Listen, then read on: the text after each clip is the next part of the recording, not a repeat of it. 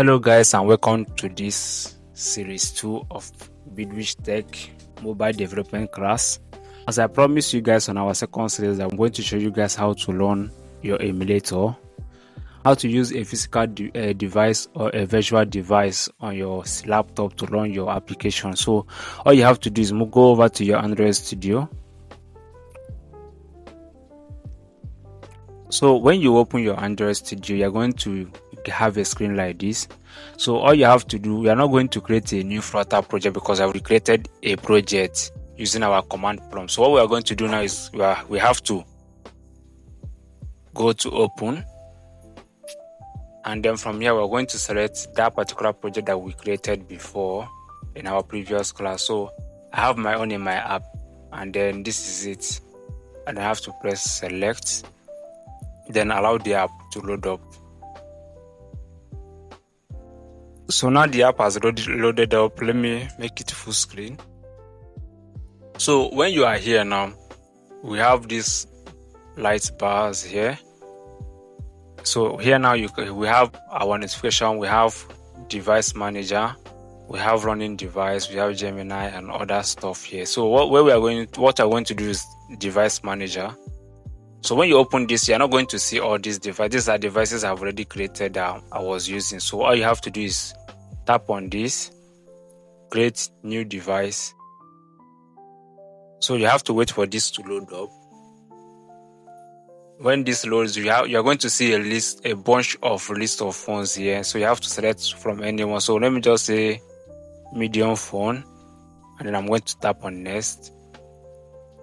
So I'm going to select this, and then I'm going to press finish. So as you can see, I'm creating AVD, and you can see it here. I have that particular device here. So if I want to run this particular device, I'm going to tap on this plus button here, but I'm not going to make use of this virtual emulator. I'm going to make use of my physical device as my emulator. So I'm going to plug in my device using my USB cord. But if you want to try this out, you're going to make use of your Android device. iOS is not going to work. So I have already plugged in my Android device.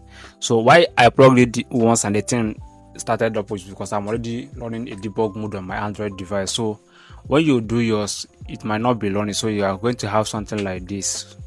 So this particular icon here is what you are going to check to be able to preview your screen on your laptop. So but before you can be able to achieve this, you have to go to your phone settings.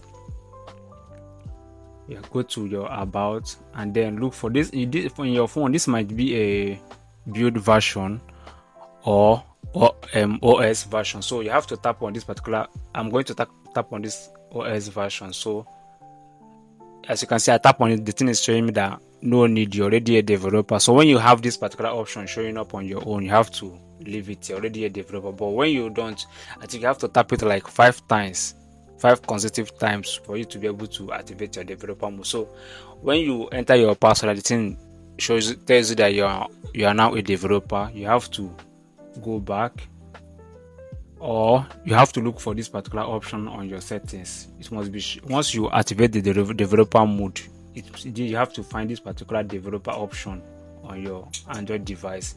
Make sure that all those things, your keep screen on is already is checked. This is going to make your device to be the screen to be on anytime you plug in on your device on your laptop. And then this USB debugging, also you have to turn it on also. So once you have this particular 2 settings turned on, you will be able to preview your device on your screen the way I'm doing mine now. So with this now, I can be able to run my application and then preview it on my Android as I'm working. Everything is going to be updating on my Android immediately. So even when I'm offline, I can go through the work I've already done with my physical device and then make sure that I'm not missing anything out. So this is it for this particular episode. From the 3rd episode, we are going to go into that and then understand that more, and then start creating real-time projects. So you guys should stay tuned, and I will see you in the next one.